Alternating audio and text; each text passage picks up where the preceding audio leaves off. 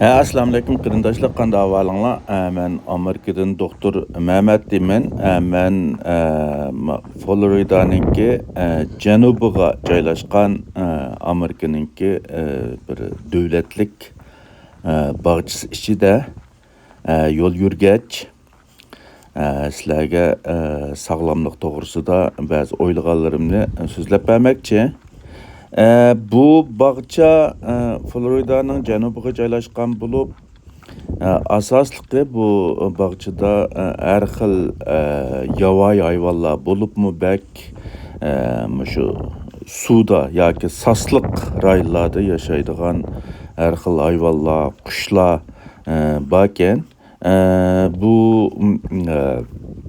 bog'chaninki bir alayligi, egallagan zemini aytdi keng bo'lib, az uchraydigan qushlar bo'libmi bak, timsoqlar. İnsanlar şu qushlarni, timsoqlarni ko'rgili kelitgan. Men bu bog'chaga kelib yo'l yurgach, bir timsoq uchrab qolarmikin deb ketyapman. Havo nihoyatda yaxshi. Bir tarafdan yo'l yurgach, bir tarafdan o'zimninki o'ylaganlarini tog'dan bog'dan so'zlagach mangay dedim. Endi bizningki hammamizningki eng ko'ngil bildigan bir masala ro'y sog'lomlik bo'lib, bu to'g'risida men burunmi nurg'un o'xshamagan temalarda ko'plagan leksiyalarni so'zlagan. Bu jarayonda ba'zi qarindoshlardan ba'zi savollarni topshirib olgan bo'ldim, ba'zilar maslahat so'rab telefon qilgan bo'ldi. Buningda men asosliq farqat qilganim, bayqaganim hamda ko'pincha qarindoshlarda o'rtaq bo'lgan bir masala bo'lib, u bo'lsa o'zlarininki ba'zi sabablar tufaylidan psixika doktoriga ko'ringanligi, ammo uningki unimininki yaxshi bo'lmaganligi bo'ldi. Bu ko'pincha qarindoshlarda o'rtaq bir masala bo'lib, mening qarashimcha bu asosligi shu ro'y sog'lomlik nima ekanligi, psixika doktorniki qandaq yordam qila oladiganligini to'liq tushunib yetmaslikdan deb qarayman. Endi ro'y sog'lomlik haqiqatan jismoniy sog'lomlikqa o'xshash nihoyatda muhim. Hem bizniki bütün sağlamlığımızniki muhim bir kısmı. Köpünçimiz cismani sağlamlıkka nisbeten belgilik düşüncege ega. Yani biz baş ağrısa, qo'sqimiz ağrısa, putimiz ağrısa, onu qandaq qilishni doktorga berib ko'rinib qandaq davolanishni bilimiz. Ammo ro'y sog'lomlikqa bo'lgan tushunchimiz yetarlik bo'lmaganlik sababidan xuddi jismoniy sog'lomlikqa o'xshash ro'y sog'lomligi masalasiga duch kelgan vaqtidami doktorga berinib bir ko'rinsa bir hafta, 2 hafta ichida yaxshi bo'lib ketadi deb ashta qaraydiganlar bek ko'pkan. Haqiqatan hamda jismoniy kasalga, masalan biz beshim og'rib qolsa, beshimiz og'rib qolsa yoki zukam bo'lib qolsak, berib doktorninki digini bo'yicha qilsak yoki bo'lmasa bir 2 hafta do'risak, saqib ketamiz. Hatto ba'zilarda yaxshi armasaqmi, saqib ketamiz. Ammo bu ro'y sog'lomlik degan ma'lum bir vaqt muddat ichida paydo bo'ladigan dori yeyish orqali yoki davolash orqali biroqla saqib ketadigan bosh og'riqi yoki zukam yoki put og'riqi degan kasalga ahvolga o'xshamaydi. Buningki asosliq sababi nima desa, bu ro'y sog'lomlik degani ma'lum. Miyada bir timsoq turdi, mana timsoq uxlayaptimi, nima ish qilyapti, uxlamaydi. Bu timsoqninki qishig'a bak yaqinlashmasa odamga chiqilmaydi ekan. Nimaning bog'chaning ishidami, ashtaqiliq bak yaqinlashmang degan ogohlantirishlar bor ekan, lekin timsoq turdigan yer bilan odam mangdigan yer orasida alayda bir to'saq yo'q ekan. Bu yerda yana bir timsoh var ekan mana. Bumi uxlayotgandek lakin zatta nima nafas og'irligini farqat qilib bo'lmayotgan. Men shu 3 metr atrofida yiroqlikda turib bu videoni ilyapman. Endi gapimga qaytib kelsam, bu ruhiy sog'lomlik masalasi bir jarayon masalasi, bir iliqi damalliqqa hal qilyotadigan bir masala emas. Ya'ni biz ömrümüzün ahırgıçılak agarda şu ruhiy sağlamlık jihatda sağlam bo'lamiz desak, cho'qim uni iliqi bir hafta ikki hafta davolab lakin yaxshilashla emas. Albatta ig'ir ahvollarga duch kelgan vaqtida albatta biz tezroq yaxshi bo'lib ketishini umid qilamiz, ammo bu bir umrlik iliqi izchillik, ya'ni bizningki ruhiy kayfiyatimizni nimamizni izchil yaxshi bir sog'lom holda tutadigan bir jarayon bo'lganligi uchun buningda eng muhim bo'lgani biz o'zimizningki shu sog'lomligimizni qandoq izchil davomlashtiramiz degan masala endi. Psixika doktorlar ko'ringandan keyin bizningki bosh og'riqimizni yoki zukamni davolayotgandagidek darhol davolash emas, balki bizningki psixikalik sog'lomligimizningki shu paydo bo'lishida masalaning nerdan ko'rilganligini bizga bayqattirish orqali, ya'ni bayqatish orqali buningdan keyin o'xshash masala sababidan, ya'ni bizningki ruhiy sog'lomligimizningki qaytadan nacharlashishniki oldini oladigan bir usulni o'rgatish, ya'ni shuni tonib yetkazish va shu o'zimizningki ruhiy sog'lomligini qandoq davomlashtirishni o'rgatadigan bir jarayon bo'lib, bu jarayonda biz yaxshi unumga erishaylik desak, shu o'zimizningki sog'lomligimiz bilan munosabatlik yoki bo'lmasa hayotimizda shu ruhiy sog'lomligimizning masal chiqishiga sabab bo'lgan har xil sabab omillarning hammani doktorlarga yo'shirmay uni degan vaqtimizda doktorlarmi uning qarta nayti atrofliq bir to'g'ri bir yakun chiqarib, u bizningki keyingi o'xshash masalalardan qandoq saqlanish to'g'risida bizni nayti yaxshi bir tonishqa, bir xil uslubga ega qiladi. Bu jarayon biroz uzun bo'lganligi uchun dastlabda psixika doktorga ko'ringan qarindoshlarniki unumini ko'ranmagandek his qilishniki sababi asosliqi mushu, ya'ni bu bir uzun bir jarayon bo'lg'achqa bu jarayonda albatta bosh og'riqni saqaytganga o'xshash bir dori bilan lakinza bir necha kun lakinza unumini ko'radigan unda ish yo'q. Eng muhimi bu doktor bilan, ya'ni psixika doktori bilan so'zlashish jarayonida biz o'zimizningki masalaning nerdan ko'rilganligini, anandan keyin shu o'xshash masalaga duch kelgan vaqtida biz ulardan qandoq saqlanishimiz yoki ularni qandoq hal qilishimiz to'g'risida bir tushunchaga ega bo'lish, bir uslubga ega bo'lish jarayoni hisoblanadi. Demak, bu psixika sog'lomligi hargizmi jismoniy kasallikka giribtor bo'lgan vaqtida bir ikki hafta davolab lakin undan keyin yaxshi bo'lib ketadigan undaq bir ahvol bo'lmasdan, balki biz ömrümüzningki oxirgichalik shu duch kelgan qiyinchilik, har xil ruhiy zaxmlarga qandoq taqobil turish nimisni bir o'rganish jarayoni bo'lib, uningki önüme gerçi asla görülgen bilen biz hayatımızdaki keyinki kısmıga nisbeten nurgun tecrübelerge iyi bula alışımız şu arkalık özümüzdeki keyinki roy sağlamlığımızın yaxşılışı kapalat kıla alışımız mümkün. Onundan başka kırındaşlardan kelgen yana bir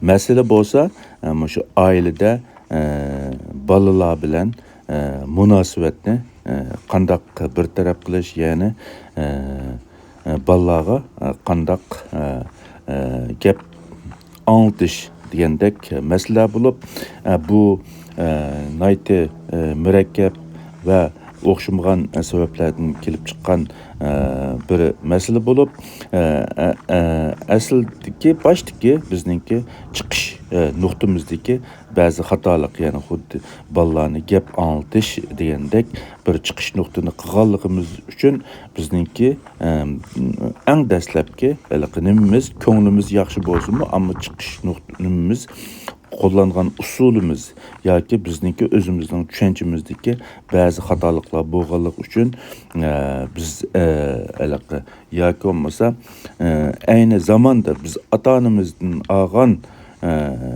terbiye yoki uslub orqali hozirgi yoshlarga muomala qilish tek bir xil usulni qo'llanganligimiz uchun ba'zi o'ylamagan ziddiyatlar kelib chiqishi mumkin.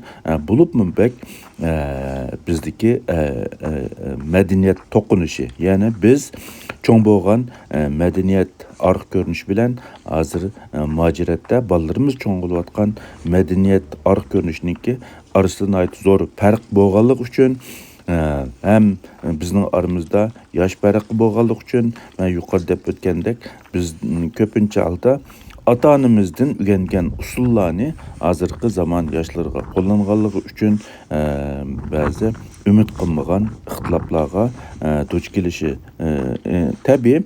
Endi bu yerda biz cho'ng bo'lgan muhit haqiqatan bir an'anaviy muhit bo'lib, gap anglashning o'zi, ya'ni cho'nglarning gapini anglash, ota-onaning gapini anglash, o'qituvchilarning gapini anglash, bu bizda yaxshi bir axloq deb ta'riflangan.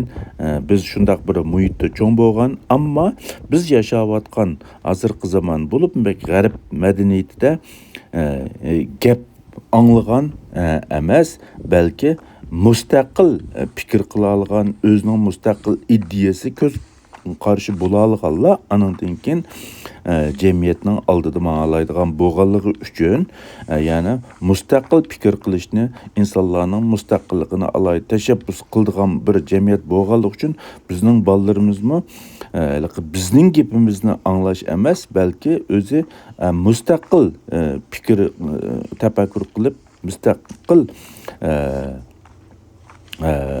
qarar veraydigan ashtaq yoki shuni tashabbus qiladigan bir muhit cho'ng bo'lganligi uchun bizningki an'anaviy qarashlarimiz orasida ba'zi ixtiloflar yuz berib, bolalar orasida umid qilmagan ba'zi ziddiyatlar ko'rilishi mumkin. Bu xil ahvol ostida qanday qilamiz degan vaqtida eng muhimi bolalarga bizningki bir xil bizga tava bir mol-mulk qatarda muomala qilmasdan, ya'ni men sening dadang, men sening anang, cho'qim mening gapimni anglashing kerak degandagidek muomalada emas, balki ularningki mustaqil tafakkur qilishiga, mustaqil hurmat qilishiga, hurmat qilgan tafakkur qilish, mustaqil hurmat qilgan asosda bir xil to'g'ri yo'lga boshlash, ya'ni bu yerda bir barobarlik, nisbiy barobarlik qurish, andan keyin gap tarbiya qilgan vaqtida qarshi tarafni butun xatoga chiqarib inkor qilish asosida emas, balki ularning ko'z qarashining, o'y fikrininki to'g'ri ekanligiga hurmat qilgan asosda ularga bir tanlash yoki o'ylanib biqish taraqqisida ba'zi fikr takliflarini berish, ya'ni mecburi tinglish orqali qarshilikqa duch kelishdan ko'ra, qarshilik paydo qilishdan ko'ra uni bir xil tanlashiga qo'yib berish, ya'ni o'ylanib biqishga qo'yib berish qatardagi bir taklifi yo'sinda sungan vaqtida bolalar uningdan ya'ni tafakkur qilib, o'ylab, shuning ichidan qanchaligini qabul qila olsa, shunchalik qabul qilib, shu bo'yishni qilgan vaqtida bu yerda ziddiyatni azlatish, anandan keyin barbara o'zgarish paydo qilish mumkin. Butunlay men sening dadang, ota-onang deb o'zimizningki hukmron o'rnini bak kuchab tashabbus qilib ketib, qarshi tarafniki mustaqil tafakkur, mustaqil o'y fikrlarga hurmat qilmagan vaqtimizda texmo kuchli bir qarshilik paydo qilishimiz, anandan keyin ota-ona bilan bolalar orasidagi ziddiyat va farq texmo cho'ngib ketishi mumkin. Miyada yana bir timsoh bor ekan, mana xeyli cho'ng timsoh ekan, yo'lning bo'yidalarga yetibdi. Buni hech qanday midirlamaylar yetyapti. Shu bu bog'chada timsohlar naytda ko'pkan, yo'lninki bo'ylarida chiqib, suvdan chiqib, armilib yetyapgan timsohlar yomon chiqgan. Kishilarmi bu bog'chaga asosliqi mush xildagi hayvonlar va qushlarni ko'rishga keltgan. Hamda gapimga qaytib kelsam, bu haqiqatan ko'pincha ota-onalar yuzlanayotgan muhim bir masala.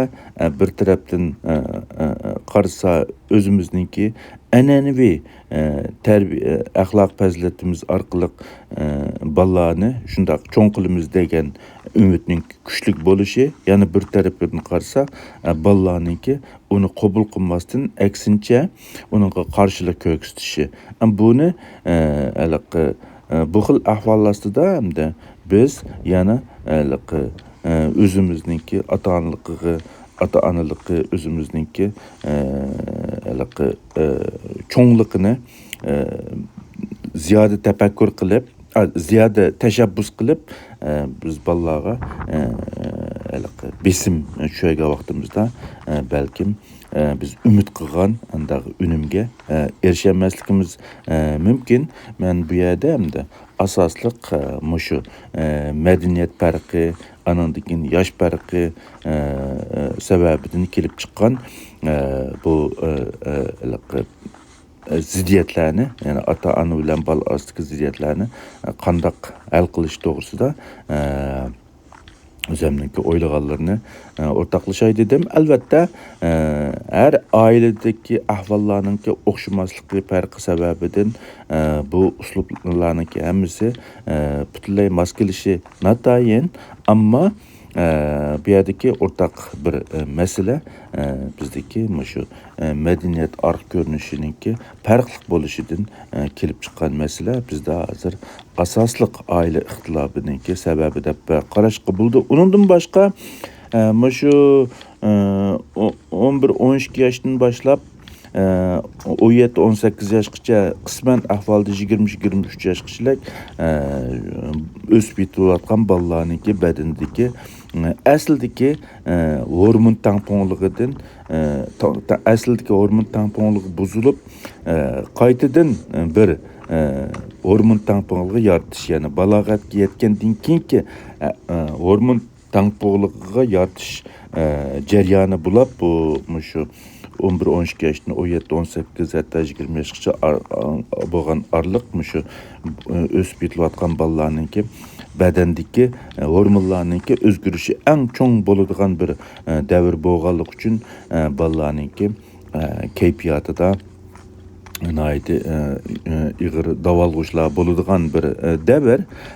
Ota-onalarniki bularni tushunishi, bolalar bilan bo'lgan ziddiyatni tövalletib, oiladagi masalalarni yaxshi bir taraf qilishda muhim.